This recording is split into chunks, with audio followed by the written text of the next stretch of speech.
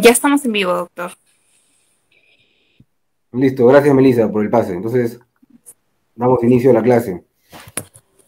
Eh, Buenas noches, estimados chicos, chicas, que se han, inscrito en el seminario del día de hoy de Derecho Constitucional y Procesal Constitucional.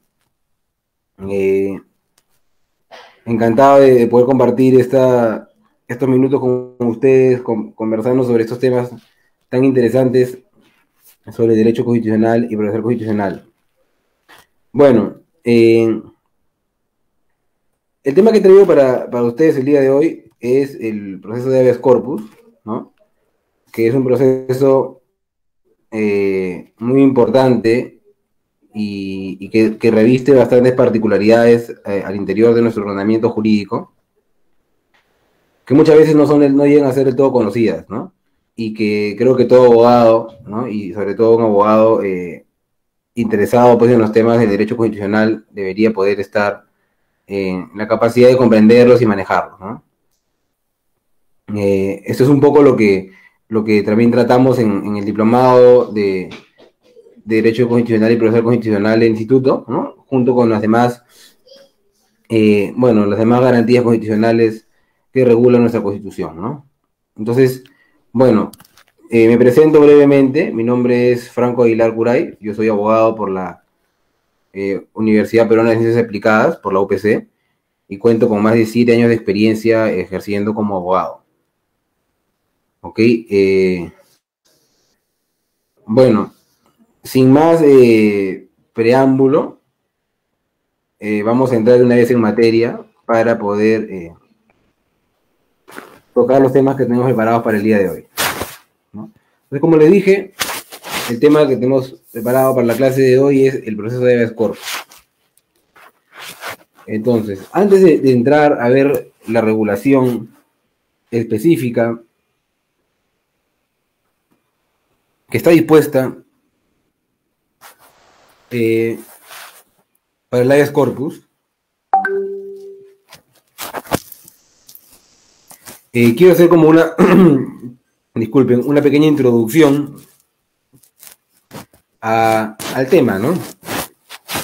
Y básicamente tenemos lo siguiente, ¿no? Vamos a hablar sobre la estructura de la Constitución Política del Perú que data del año 1993. Entonces, al respecto tenemos que nuestra Constitución, según la doctrina constitucional, está dividida en dos partes, ¿no? Por un lado, tenemos la parte dogmática y por otro lado tenemos la parte orgánica. Digamos, esta división no responde a desde tal artículo a tal artículo está la parte dogmática y desde tal artículo a tal artículo la parte orgánica, o tampoco es que cambia de color la Constitución por una u otra parte. Es una distinción básicamente doctrinaria, ¿no? En atención al contenido regulado en cada parte de la Constitución, ¿no? Entonces, por un lado tenemos que la parte dogmática es aquel sector de la Constitución, ¿no? Que reconoce, ¿no? Los derechos fundamentales de las personas, ¿no? Por ejemplo, entiéndase, el derecho a la vida, el derecho a la libertad, el derecho a la igualdad, el derecho al medio ambiente, el derecho a la no discriminación, entre otros. A ver, digamos particularmente lo que tenemos es que el artículo 1 de la Constitución es aquel que señala que el fin supremo de la sociedad y el Estado es el respeto de la persona y la defensa de su dignidad, ¿no? Digamos, por ahí empezamos, ¿qué mejor prueba de la parte dogmática de la Constitución que el artículo 1 de este texto normativo que pone a la persona como, digamos, el objetivo principal de la sociedad y del Estado? Luego tenemos al artículo 2, ¿no? También de la Constitución, que regula de forma enunciativa, más no limitativa, los derechos fundamentales de las personas, ¿no? Un listado bastante largo, pero que no es limitativo, ¿no? Porque luego tenemos el artículo 3, el cual señala que son también derechos fundamentales todos aquellos derechos que se encuentran fundados, pues, en la dignidad humana, ¿no? Con lo cual queda el campo abierto para incluir o agregar nuevos derechos fundamentales que cumplan con este requisito de fundarse en la dignidad humana, ¿no? Entonces, ese sería en estricto el núcleo duro de la parte dogmática de la Constitución, ¿no? Toda esta parte que, como les digo, reconoce los derechos fundamentales de las personas.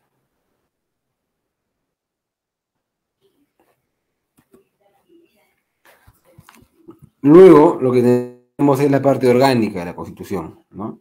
Y la parte orgánica, pues, es aquella parte, no es esta parte que está libre de químicos y colorantes, ¿no? Como un alimento orgánico, ¿no? Si me permiten la broma, sino que es aquella parte que regula la estructura y funcionamiento. Es decir, digamos aquí, la Constitución ya no se concentra en reconocer derechos de las personas, ¿no? Sino que lo que hace es regular cómo va a funcionar, cómo está estructurado y cómo está organizado el Estado, ¿no? Que finalmente, pues, es el Estado el encargado de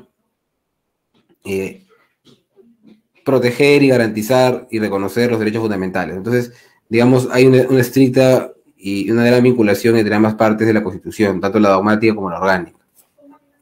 ¿Ok? Aquí, pues, en la parte orgánica lo que tenemos es toda la descripción y funcionamiento de los poderes del Estado, el poder ejecutivo, el poder legislativo, el poder judicial, ¿no? El régimen económico de la Constitución, digamos, los principios de reserva de ley, el principio de legalidad, el principio de constitucionalidad, y bueno, la regulación de los órganos constitucionalmente autónomos, ¿no? Los famosos OCAS, que son pues el Tribunal Constitucional, el Banco Central de Reserva, la Defensoría del Pueblo, entre otros, ¿no? Entonces, siempre recuerdo a un profesor de pregrado en la universidad que nos señalaba que la Constitución, una norma no muy extensa tampoco, ¿no? Pero que tiene la particularidad de que ha sido diseñada para, digamos, con dientes, ¿no? Decía el profesor que la Constitución tiene dientes, o al menos debería tenerlos. Porque si no los tuviera, de nada serviría toda esta redacción bonita y rimbombante sobre la parte dogmática y la parte orgánica que acabamos de conversar, si es que no habría mecanismos claros y concretos, y sobre todo rápidos y céleres, para poder accionar estos derechos y garantizarlos y protegerlos ante cualquier afectación y amenaza, ¿no? Entonces, es por esto que, digamos, tenemos reguladas en la Constitución las famosas y muy conocidas garantías constitucionales. ¿Ok? Entonces, ¿qué son en sí las garantías constitucionales? Las garantías constitucionales son herramientas del derecho constitucional cuyo objetivo va a ser garantizar la protección y reconocimiento de los derechos fundamentales regulados en la parte dogmática, pero también aquellos principios regulados en la parte orgánica, como pueden ser, por ejemplo, pues, el control de constitucionalidad, el control de legalidad, las competencias asignadas por la Constitución a las entidades públicas, entre otros, ¿no? Pero digamos, para efectos de la clase de hoy, nos vamos a enfocar en que las garantías constitucionales buscan proteger los derechos fundamentales de las personas, específicamente los regulados en la parte dogmática, ¿no? Son herramientas constitucionales que van a ser accionadas por los ciudadanos cuando estos sientan que sus derechos fundamentales están siendo afectados o amenazados, incluso amenazados, ¿eh? Sin ninguna afectación. Las garantías constitucionales, valga la redundancia, están reguladas en el artículo 200 de la Constitución, ¿no? Y dentro de ellas, pues, tenemos aquella que nos ocupa particularmente en la clase de hoy, que es el habeas corpus, ¿no? Entonces, tenemos que el habeas corpus es una garantía constitucional la cual se encuentra regulada en el inciso 1, 200 de la Constitución Política del Perú, en nuestra Constitución. Y digamos, ¿cuál es el objeto de esta garantía constitucional? Sabemos que en forma genérica, el objeto de esta garantía constitucional se ejerce para garantizar derechos fundamentales, pero específicamente para garantizar el derecho a la libertad individual frente a una amenaza o vulneración de este derecho. Y no solamente el derecho a la libertad individual, sino también de sus derechos conexos, que ese vamos a ver que es un gran avance respecto de la concepción clásica que se solía tener respecto del habeas corpus.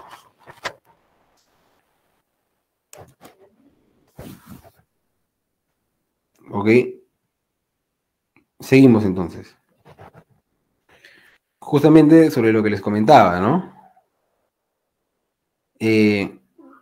Tenemos que el habeas corpus, según la doctrina, tiene básicamente dos conceptos, ¿no? Por un lado tenemos el concepto clásico del habeas corpus y por otro lado tenemos el concepto amplio del habeas corpus, ¿no? Respecto del concepto clásico del habeas corpus tenemos lo siguiente, ¿no? En virtud de este concepto se entiende que el habeas corpus protege única y exclusivamente el derecho a la libertad individual de las personas, ¿no?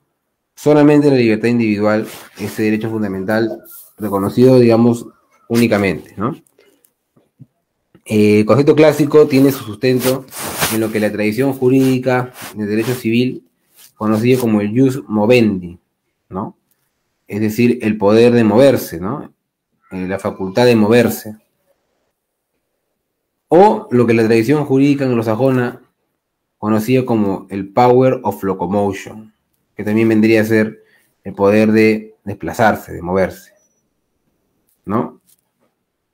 Como vamos a ver, tanto la noción de jus movendi como la noción de power of locomotion están íntimamente ligadas al poder o a la facultad de desplazarse, de moverse, de transitar, ¿ok?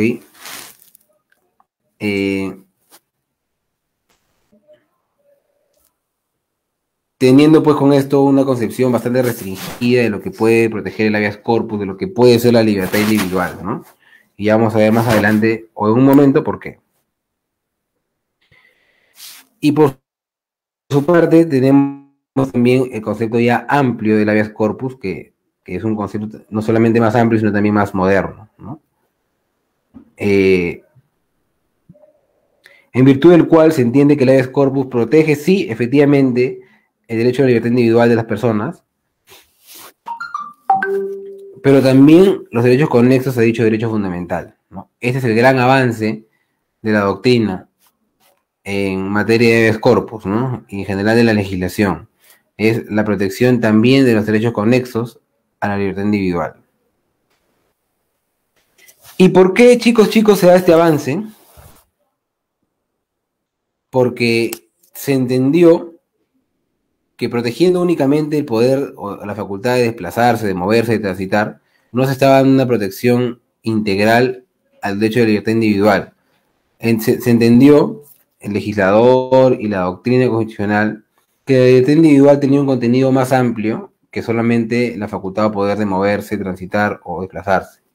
Y que para proteger adecuadamente este derecho había que extender los alcances de protección del habeas corpus.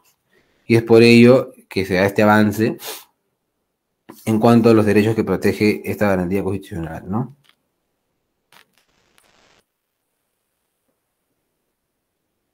Muy bien, seguimos entonces.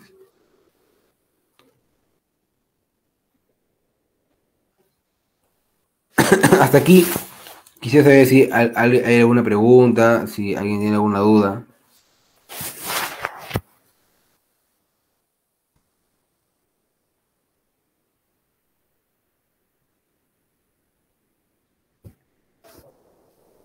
Ok, continuamos.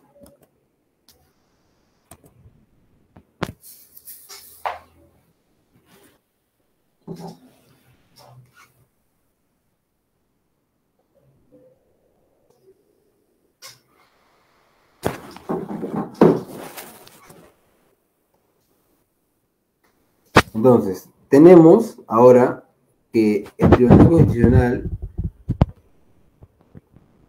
en su vasta jurisprudencia, ha reconocido los siguientes tipos de habeas corpus,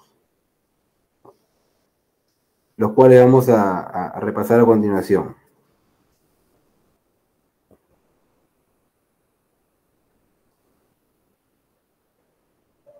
Primero tenemos lo que se conoce como el habeas corpus reparador, ¿no? El cual protege, como lo señala la concepción clásica, únicamente el derecho a la libertad individual de las personas, ¿no? Y el reconocimiento de ese tipo de habeas corpus consta pues en el expediente número 2663-2003 HCTC, ¿no? Aquí, en esas diapositivas que luego vamos a compartir con ustedes, van a poder tener estos números de expediente para que ustedes puedan luego consultarlos cuando ustedes lo consideren conveniente, ¿no? Luego tenemos el habeas corpus restringido, ¿no? El cual protege los derechos conexos al derecho a la libertad individual de las personas, ¿no? Este derecho ya incluye lo que es el concepto amplio del habeas corpus, ¿no?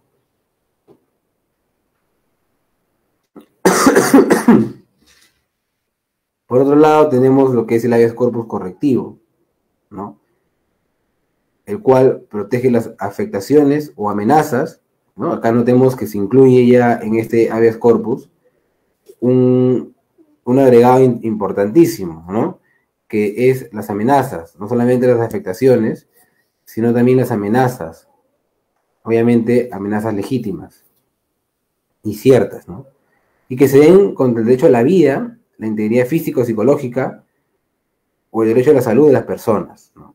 Pero notemos que el habeas corpus correctivo nos da un poco más de alcances sobre lo que puede considerarse derechos conexos de la libertad individual, ¿ok? Entonces, lo que nos está diciendo aquí el Tribunal Constitucional es que la libertad individual puede incluir incluso el derecho a la vida, ¿no? A la integridad física también, y psicológica, y también a la salud, porque entiende el Tribunal Constitucional que privándose de estos derechos, se está privando también el derecho a la libertad individual. Por lo tanto, es necesario protegerlos todos juntos para garantizar así una adecuada protección al derecho a la libertad individual, y qué duda cabe, también para garantizar una adecuada protección al derecho a la vida, al derecho a la integridad físico-psicológica o al derecho a la salud, por ejemplo, ¿no?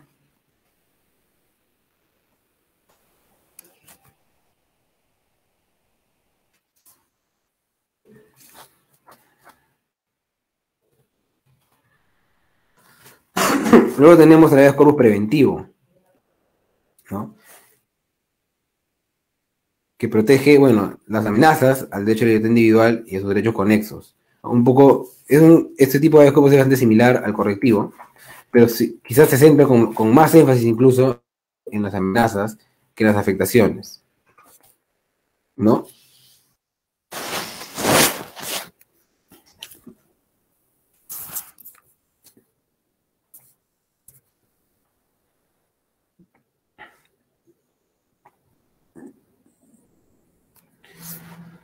Busca prevenir posibles daños.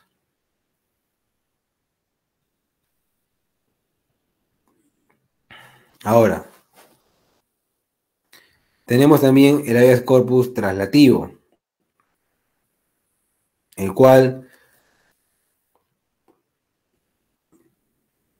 protege las afectaciones al derecho al debido proceso o el de la tutela jurisdiccional efectiva. ¿Ok? Entonces, qué importante es lo que nos indica el Tribunal Constitucional aquí respecto de este tipo de habeas corpus que es el traslativo, ¿no? Porque nuevamente nos da otro alcance de lo que se puede entender como un derecho conexo de la libertad individual. Y en este caso es el derecho al debido proceso y el derecho a la tutela jurisdiccional efectiva. Chicos, chicas, haremos notado muchas veces, y sobre todo en temas políticos, que cuando hay juicios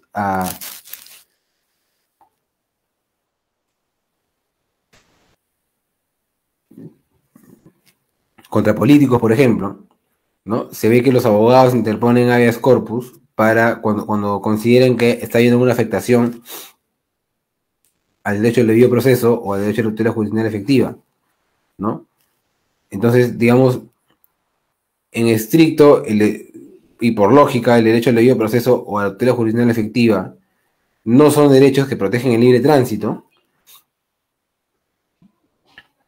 pero son derechos que, de ser vulnerados, podrían terminar en una detención arbitraria, lo cual sí podría generar una afectación o amenaza al derecho a la libertad individual.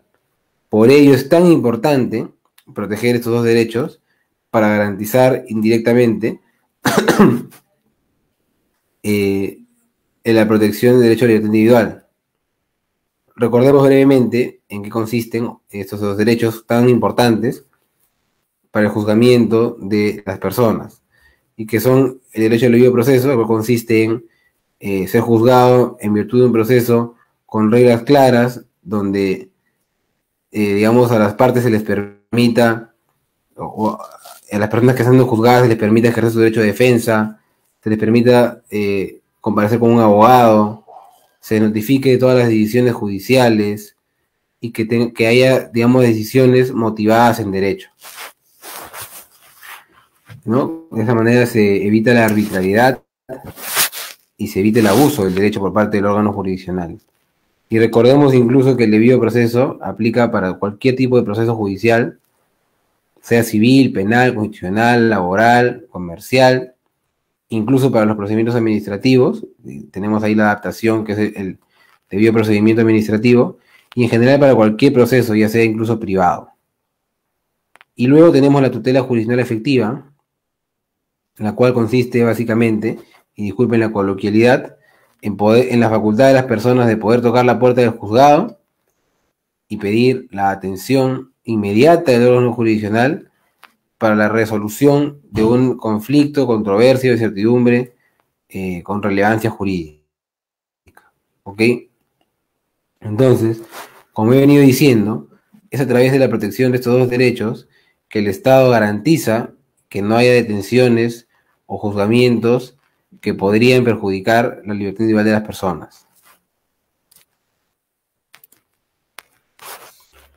Muy bien, seguimos entonces. Luego tenemos lo que se conoce como el habeas corpus instructivo. ¿Okay? El cual busca eliminar las prácticas de ocultamiento o indeterminación de lugares de desaparición, ¿no? Este tipo de habeas corpus, nos dice el Tribunal Constitucional, tiene un objetivo de instruir a la sociedad, así tal cual como lo tiene, por ejemplo, las casaciones de la Corte Suprema, ¿no? Las cuales tienen un fin homofiláctico, es decir, un objetivo de instruir a la sociedad sobre la manera correcta como debe interpretarse o aplicarse una norma de derecho, una norma procesal o un precedente de enseñanza obligatoria. En este caso, en virtud del habeas corpus instructivo, se busca enviar un mensaje claro a la sociedad respecto de que el Estado no va a tolerar prácticas de ocultamiento o de indeterminación de lugares de desaparición, ¿no? Digamos, garantizando que estas conductas son contrarias a lo que busca el Estado y que van a ser reprimidas inmediatamente.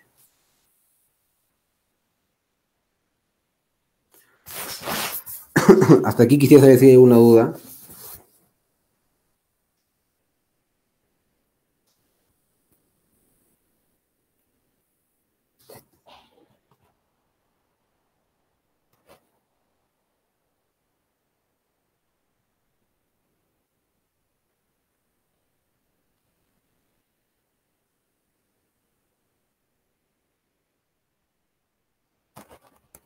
Ok, continuamos entonces. Luego tenemos el habeas corpus innovativo, que es aquel que busca que las afectaciones al derecho a la libertad individual o sus derechos conexos no se vuelvan a repetir, ¿no? Entonces también otro tipo de habeas corpus muy importante. ¿Por qué? Porque, digamos, muchas veces se considera que con la sentencia fundada de un habeas corpus se solucionó el problema de la afectación o amenaza al derecho a la libertad individual. y no se cuenta con que esa amenaza o afectación reprimida en virtud de ese habeas corpus declarado fundado podría repetirse al día siguiente, a la semana siguiente, al mes siguiente o al año siguiente, ¿no? Entonces la idea es que la sentencia sea tan completa que incluso establezca las disposiciones necesarias para evitar que en el futuro vuelva a haber una afectación o amenaza similar o igual a la que fue reprimida en el proceso correspondiente. ¿Ok? Y finalmente tenemos el habeas corpus conexo, el cual, o respecto del cual el Tribunal Constitucional lo señala que procede contra los demás derechos conexos al derecho de libertad individual y que no son protegidos por los demás tipos de habeas corpus, ¿no? Como por ejemplo la restricción a ser asistido por un abogado en un proceso judicial, obligación a declarar, entre otros, ¿no?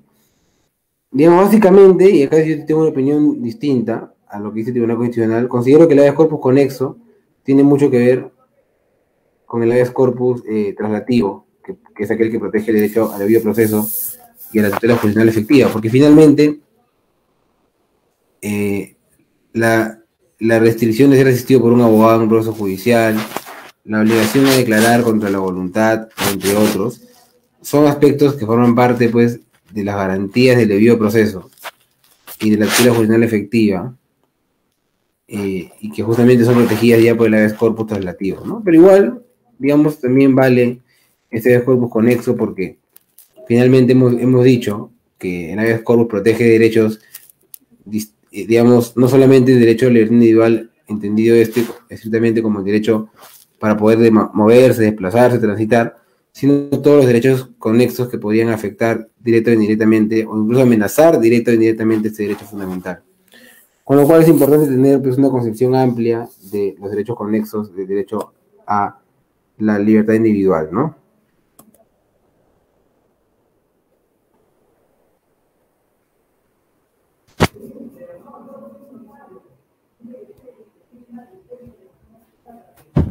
Muy bien.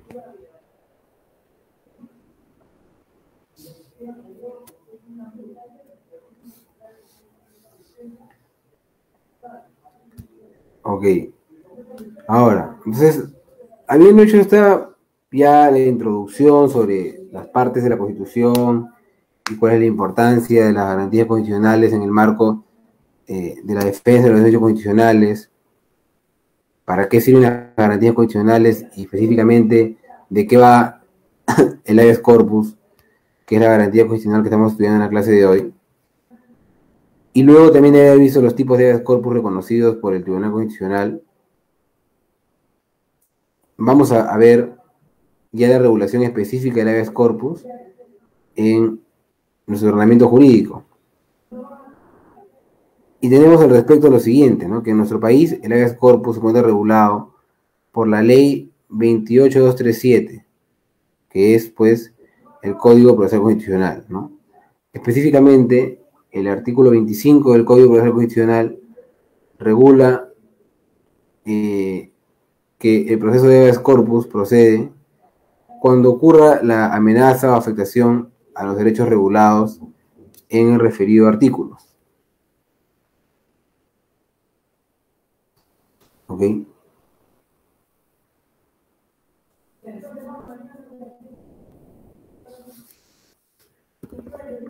Vamos a entrar a nuestro Código Procesal Constitucional para poder revisar un poco los supuestos regulados por el artículo 25.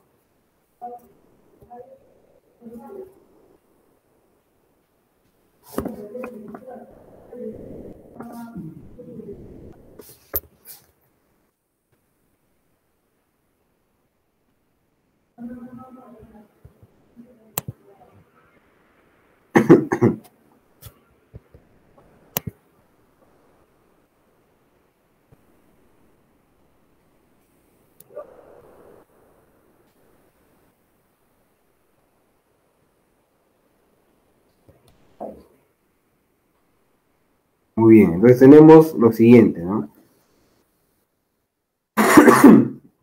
Tenemos que procede el habeas corpus ante la acción u omisión de una persona que amenace o vulnere los siguientes derechos que enunciativamente se detallan y que conforman la libertad individual o sus derechos conexos. Ojo, se trata de una lista enunciativa y no limitativa nuevamente.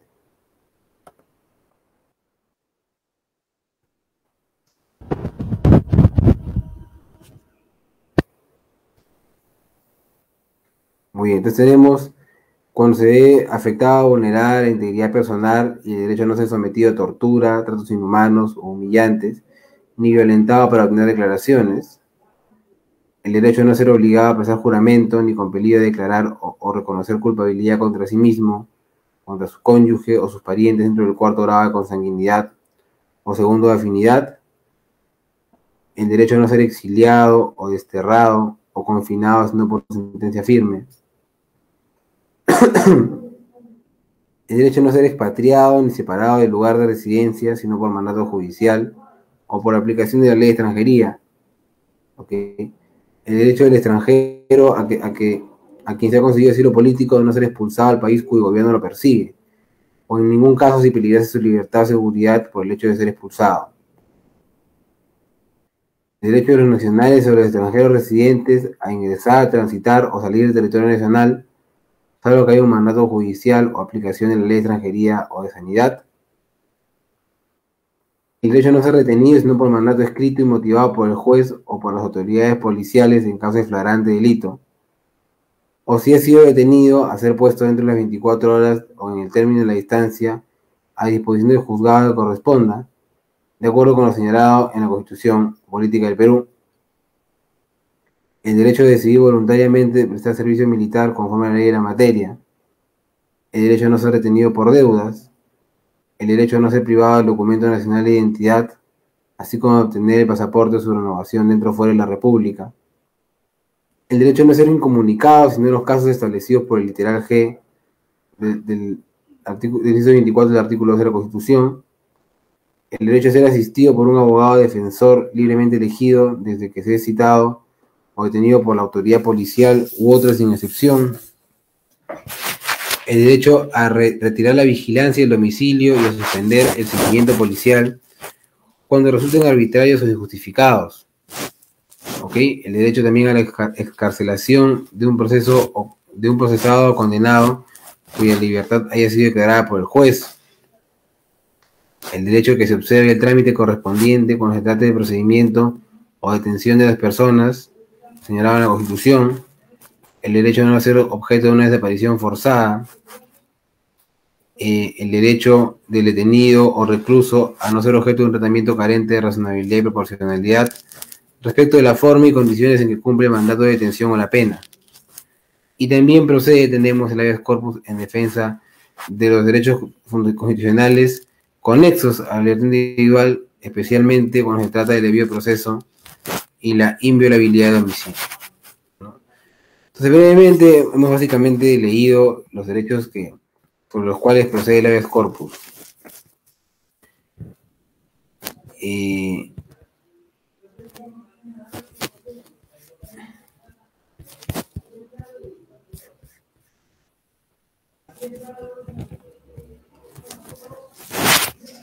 Y bueno, como pueden apreciar, se trata de derechos que efectivamente protegen la libertad individual, pero de forma incluso bastante indirecta, ¿no? Me llama mucho la atención, por ejemplo, y siempre lo comento en mis clases, que procede el habeas corpus incluso con una persona, pues, está indocumentada, ¿no? O sea, digamos, el derecho está documentado. Si se vulnera el derecho a estar documentado, es decir, si a alguien se le priva de su DNI, por ejemplo, se podría interponer un habeas corpus. Y alguien podrá decir, profesor, pero ¿qué sentido tiene esto? ¿No? Si es un documento, nada más. Es un detalle. Pero no, porque recordemos que portar el DNI es un requisito indispensable para salir del país. Por ejemplo, para tomar un avión,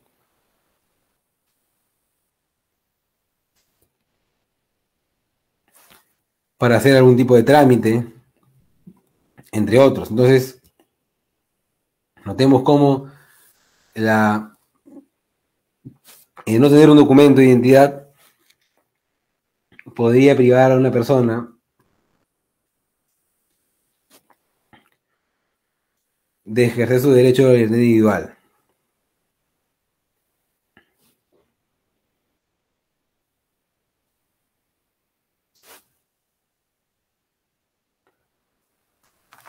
Muy bien, continuamos entonces.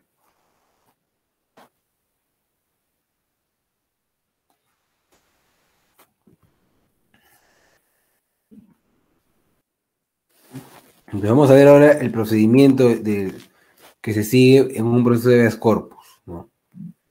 Y al respecto tenemos lo siguiente, ¿no? La legitimación, ¿no? ¿Qué personas están legitimadas para interponer un habeas corpus, una demanda de habeas corpus? Tenemos que la demanda de habeas corpus debe ser presentada por la persona perjudicada y también, incluso, por un tercero en favor de ella. Y ese tercero puede actuar sin necesidad de tener un poder, ¿no? La demanda de habeas corpus también puede ser interpuesta incluso por la Defensoría del Pueblo. Vamos a ver a lo largo de la diapositiva que el legislador se ha puesto, el legislador ha buscado en todo momento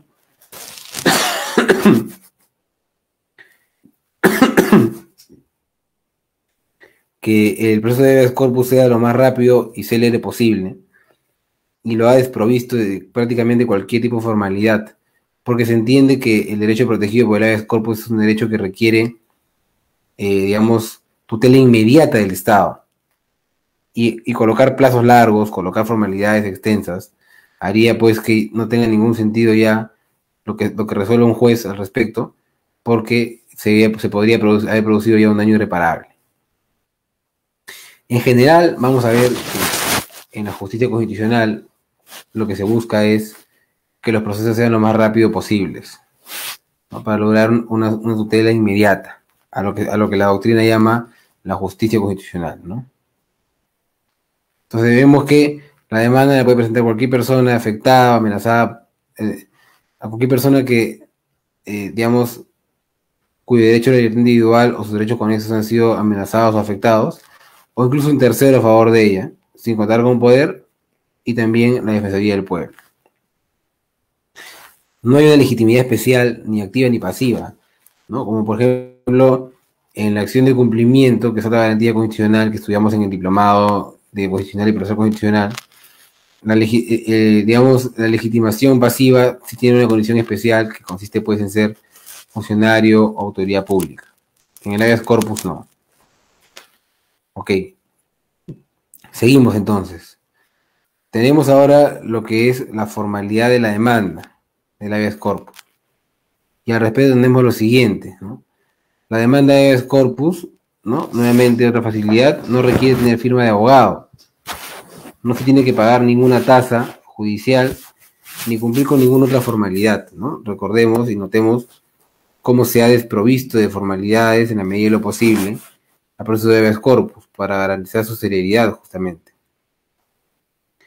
La demanda puede presentarse incluso de forma verbal o también escrita, evidentemente, ¿no? Y se puede utilizar los medios de comunicación electrónicos o cualquier otro medio idóneo.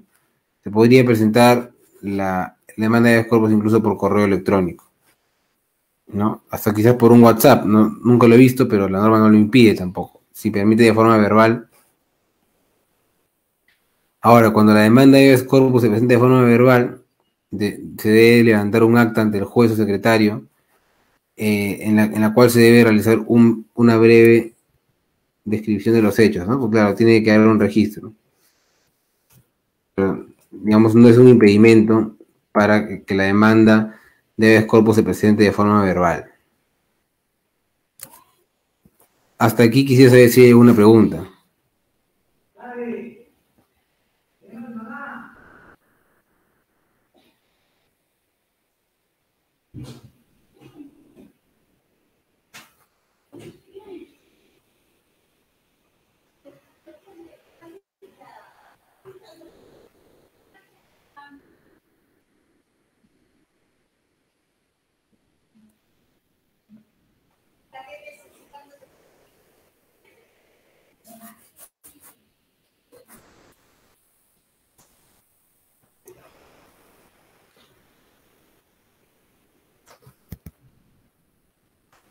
Muy bien.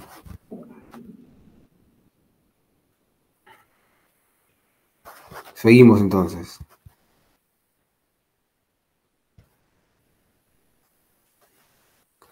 Competencia ahora, ¿no? ¿Quién es competente para conocer una demanda de habeas corpus? Y al respecto tenemos lo siguiente, ¿no? La demanda de habeas corpus se interpone ante el juez penal, no ante el juez jurisdiccional, como uno podría pensar. El juez competente es el juez penal, el juez especializado en lo penal, ¿ok? Excepcionalmente, ¿no? El juez de paz letrado tiene competencia para conocer una demanda de habeas corpus. ¿En qué supuesto? Cuando el lugar donde ha ocurrido la afectación o amenaza al derecho a la libertad individual o sus derechos conexos ha ocurrido en un lugar lejano al lugar donde el juzgado penal tiene su sede,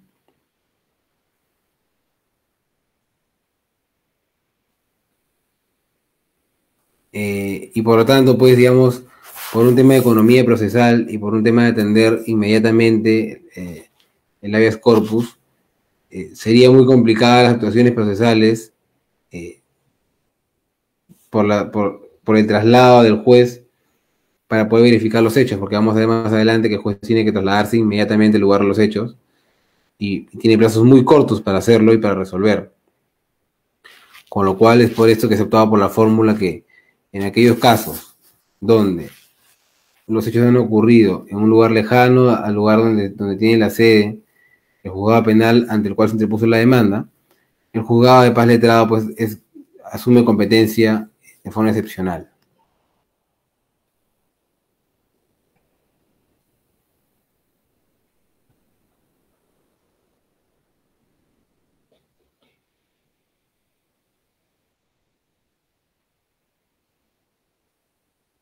Muy bien.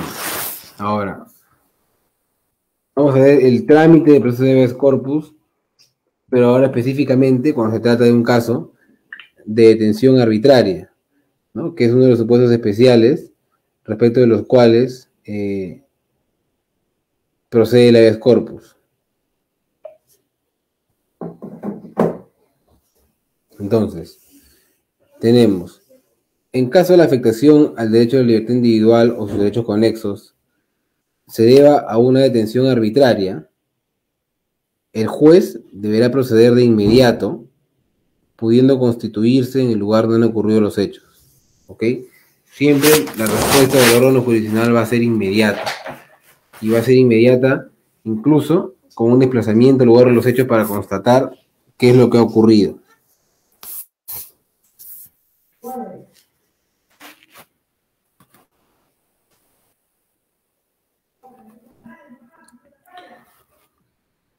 Una vez verificada la detención indebida, el juez debe ordenar que la misma cese de inmediato, ¿no? Por eso es importante que el mismo juez vaya a constatar la detención indebida que se ha ocurrido, para que con ello y con base pueda ordenar inmediatamente el cese de la misma. Ahora, cuando se trata de otros casos donde procede habeas corpus, el juez debe constituirse al lugar donde han ocurrido los hechos y deberá resolver la demanda en un plazo máximo de un día natural, no hábil, un día calendario. Notemos que el plazo es, pues, muy pequeño, ¿no? La demanda debe resolverse rapidísimo y dentro de ese día hábil, el juez podría incluso haber tenido que apersonarse el lugar de los hechos.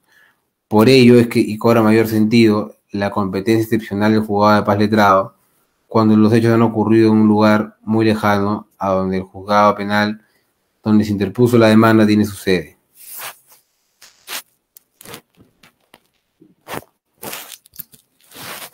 ¿Hasta aquí hay alguna pregunta?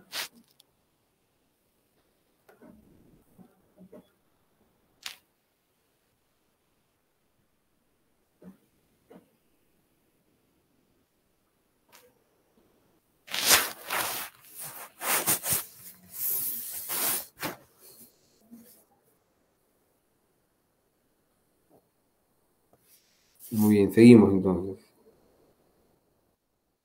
Ahora vamos a ver otro supuesto de trámite de habeas corpus, pero esta vez cuando hay una desaparición forzada,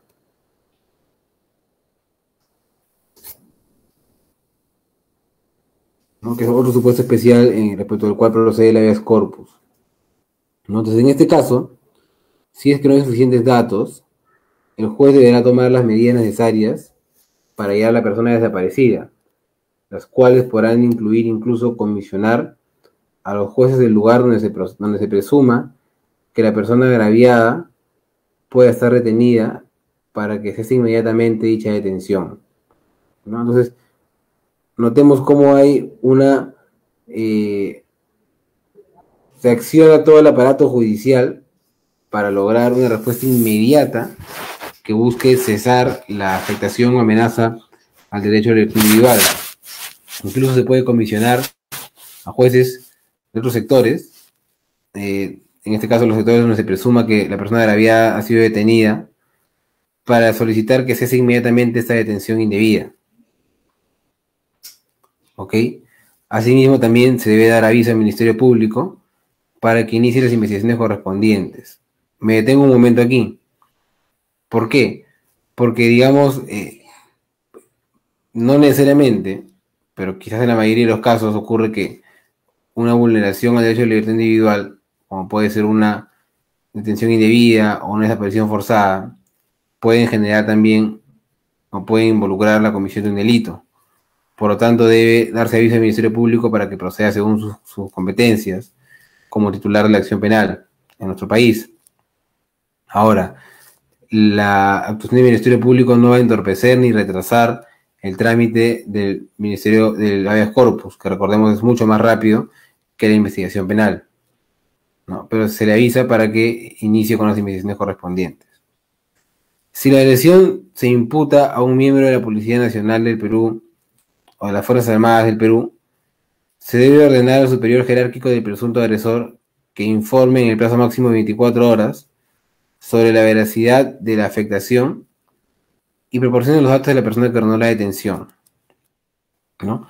Cuando esa desaparición forzada, digamos, es imputada a un miembro de la Policía Nacional del Perú o de las Fuerzas Armadas del Perú, digamos, como en esas instituciones lo que funciona es el orden jerárquico, ¿no? Se debe informar al superior jerárquico de estas entidades, específicamente el superior jerárquico del presunto agresor, para que en el plazo máximo de 24 horas, obviamente un plazo muy corto, informe sobre la veracidad de la afectación al derecho a la libertad individual por la desaparición forzada y que proporcione los datos de la persona que ordenó la detención para que esa cese de inmediato.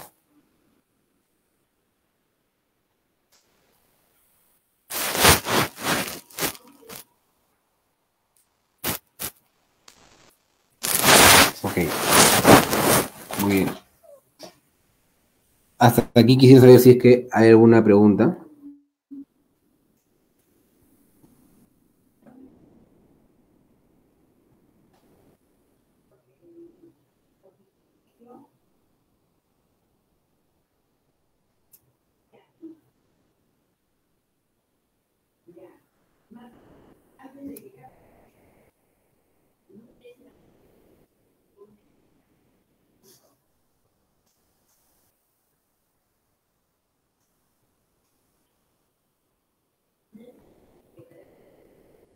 Muy bien, seguimos entonces.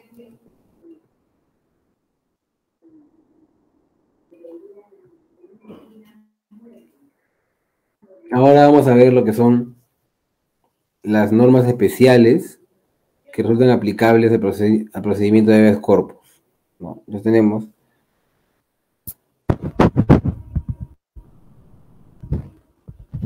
las siguientes normas especiales se aplican para el procedimiento de habeas corpus. Primero, no cabe recusación salvo que ésta sea por parte del afectado o quien lo represente. ¿No? Recordemos que la recusación es esa herramienta de los justiciables, en virtud de la cual pueden solicitar que determinado juez no se encargue de conocer y resolver un proceso. Es una herramienta legítima, pero que podría también ser utilizada para dilatar y demorar injustificadamente la resolución de un proceso.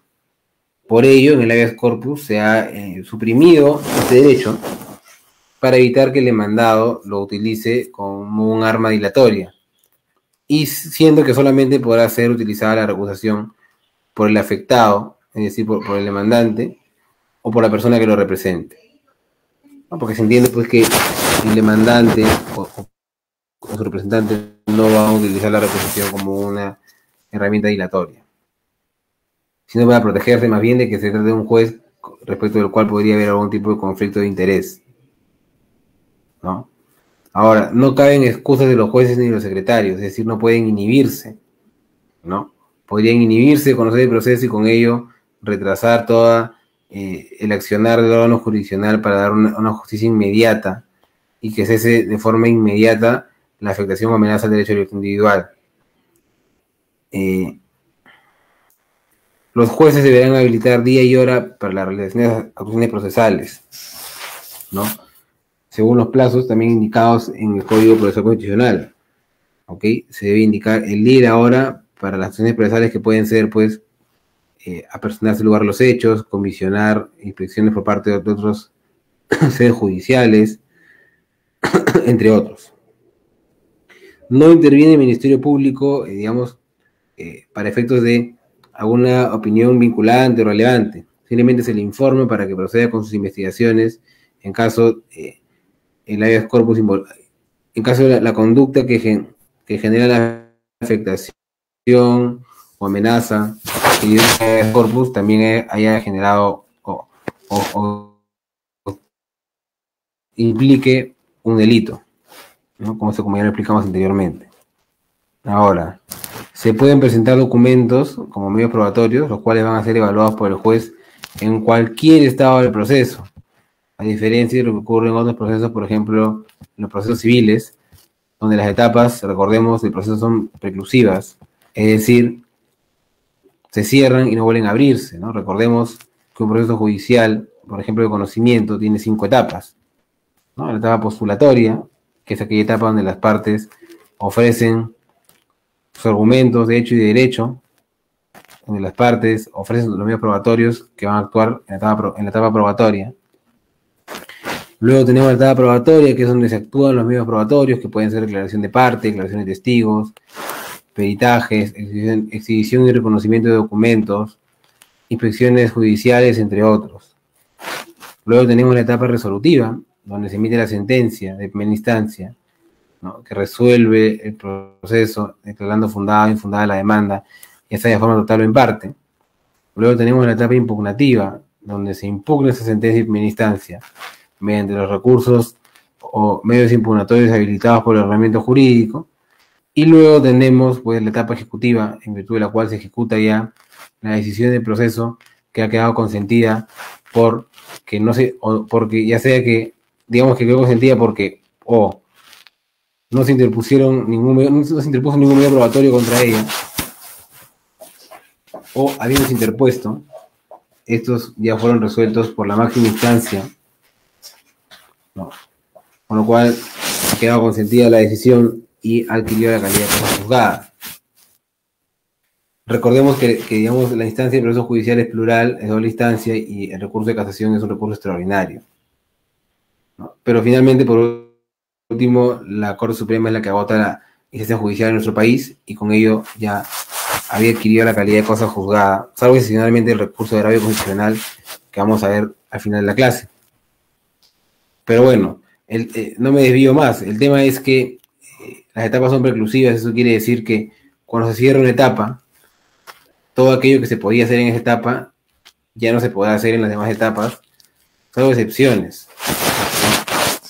Incluso en materia civil tenemos la excepción de los medios probatorios extemporáneos, los cuales están permitidos incluso luego de vencida la etapa postulatoria, que es donde deben ofrecerse, siempre y cuando se trate de medios probatorios sobre hechos nuevos, o medios probatorios que no pudieron obtenerse al momento de la etapa postulatoria. Pero en el caso del habeas corpus, recordemos que es un proceso especial, es un proceso de garantía constitucional, que, digamos, el legislador ha buscado hacerlo un proceso muy rápido, muy célere, muy práctico y con pocas formalidades para garantizar un derecho tan importante como la libertad individual y sus derechos conexos. Tenemos que las partes pueden presentar documentos como medios probatorios en cualquier etapa. Luego tenemos que el juez o la sala debe designar un defensor de oficio para el demandante, si éste sí lo pidiera. Y recordemos que no es necesario comparecer al proceso como abogado. Es una excepción a la defensa cautiva que rige en general en nuestro país. ¿Ok? Y finalmente, las opciones procesales, tanto de ida como de vuelta, es decir, de las partes, como, como de órgano jurisdiccional, son improrrogables, ¿no? Es decir, no pueden extenderse o demorar más tiempo del que deben demorar según lo señalado en la norma, porque se podría generar una afectación irreparable a los derechos de las partes. Entonces, hasta aquí, ¿hay alguna pregunta?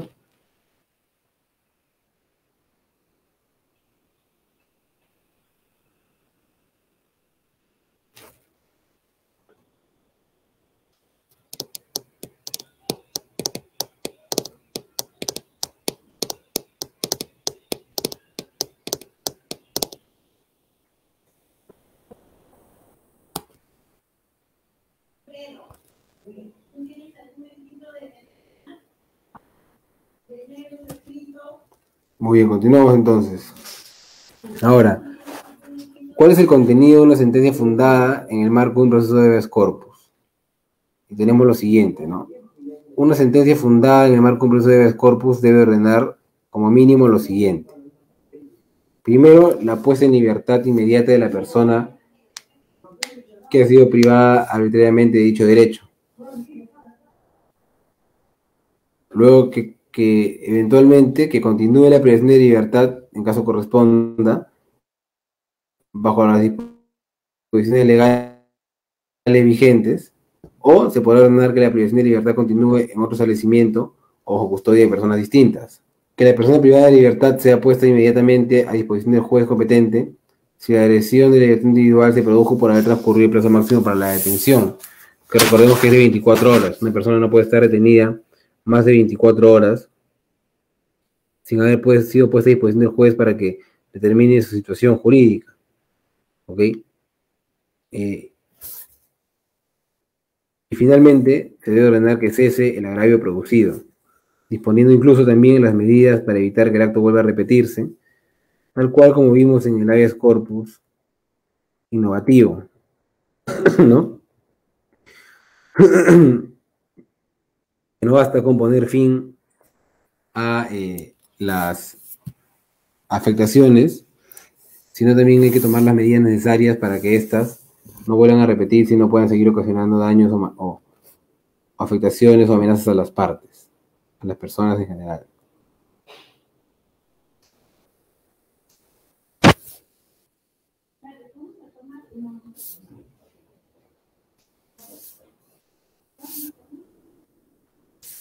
Ahora,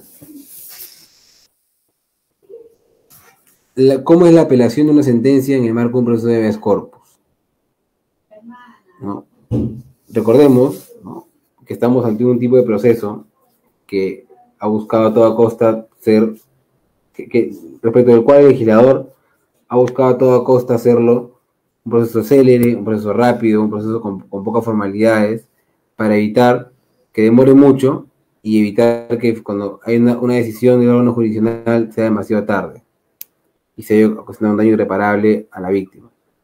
Entonces, solo procede el recurso de apelación contra la resolución que pone fin a la instancia, es decir, no se pueden apelar otro tipo de autos, por ejemplo, el auto que admite la demanda, entre otros. Y el plazo para presentar el recurso de apelación es de 2 días. ¿Ok? Digamos, no hay mucho plazo para presentar el recurso de apelación. Una vez interpuesto el recurso de apelación, el juez debe elevar el expediente en el mismo día a la instancia superior, la cual deberá resolver el recurso en el plazo máximo de 5 días, ¿no? O sea, básicamente en 2 semanas, perdón, una semana después de emitida la sentencia de primera instancia, si es que hubo apelación, ya se debería haber, esta está resuelta, lo cual es rapidísimo, ¿no?, comparado con otros tipos de procesos.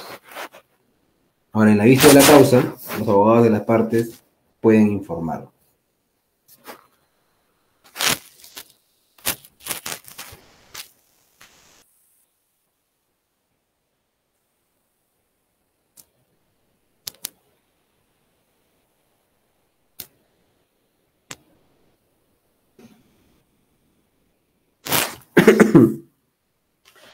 Muy bien, no sé si hasta aquí hay una pregunta, antes de pasar al último tema de la clase, que es el recurso de agravio constitucional.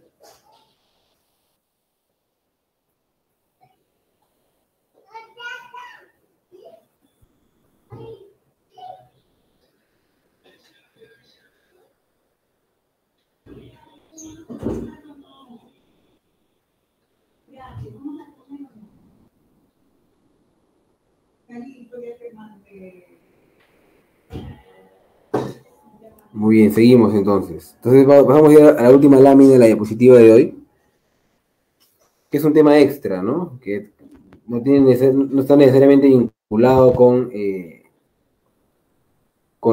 habeas corpus como garantía constitucional, pero está vinculado en general con el derecho constitucional, con el derecho procesal constitucional y con las garantías constitucionales, ¿no? Eh, Tenemos que el recurso de agravio constitucional es una herramienta extraordinaria de derecho constitucional que busca garantizar la supremacía de la Constitución respecto a las demás normas del ordenamiento jurídico. Recordemos que, según la pirámide de Kelsen, la pirámide de jerarquía normativa, la Constitución es la norma de mayor valor, de mayor jerarquía en nuestro ordenamiento jurídico. Y esto, digamos, no solamente sirve para decirlo, sino tiene un efecto práctico. Consiste en que ninguna norma de rango menor puede oponerse al contenido de la Constitución. Entonces, eso se puede garantizar de muchas maneras. Y tenemos el control concentrado, por ejemplo, que ejerce el Tribunal Constitucional al derogar normas que son contrarias a la Constitución, normas con rango de ley que son contrarias a la Constitución, en lo que se conoce como la función legislativa negativa. Y tenemos el control difuso que ejercen los jueces del Poder Judicial, no derogando las normas, pero sí inaplicándolas para cada caso concreto. Pero también tenemos que el recurso de agravio constitucional es otro mecanismo mediante el cual se garantiza la supremacía de la Constitución en el ordenamiento jurídico. Y consiste en lo siguiente, ¿no? Consiste en que mediante el recurso de agravio constitucional, el Tribunal Constitucional puede conocer los procesos con contenido constitucional que hayan sido denegados en sede judicial. ¿A qué me refiero? Me explico. Se trata de un proceso que ha sido iniciado en sede judicial, como puede ser, por ejemplo, el habeas corpus, que se inicia en sede judicial ante el juez penal, o como puede ser un proceso de acción de amparo, que bueno, no lo hemos visto en esta clase, pero se inicia ante el juez civil, y seguido todo el proceso, podría haber acabado en una sentencia infundada, consentida, pero dentro del cual el demandante o la demandante podría considerar que ha habido alguna afectación a su derecho, a uno de sus derechos fundamentales. ¿Ok? Con lo cual, lo que le quedará habilitado para reclamar la protección de ese derecho, en este caso, al Tribunal Constitucional, que recordemos no forma parte del Poder Judicial. ¿Ok? Tenemos que el Tribunal Constitucional ejerce jurisdicción exclusivamente constitucional y de forma excepcional cuando hay vulneraciones a la Constitución. ¿Ok? Entonces lo que ocurre es que una vez agotada la vía judicial con la Corte Suprema, no es que el Tribunal Constitucional tiene más jerarquía que la Corte Suprema, son entes distintos. Lo que ocurre es que el Tribunal Constitucional tiene competencia para conocer incluso las decisiones de la Corte Suprema que hayan vulnerado algún derecho fundamental. Y eso es lo que se consigue a través del recurso de agravio constitucional, o también conocido como el RAC. ¿Okay? El Tribunal Constitucional revisa las causas que han sido conocidas y resueltas en el Poder Judicial y de ser conveniente o las revoca u ordena que haya un nuevo pronunciamiento si es que ha habido algún tipo de vicio que pueda haber vulnerado algún derecho constitucional. Ok, entonces, quisiera saber si hasta aquí hay alguna pregunta.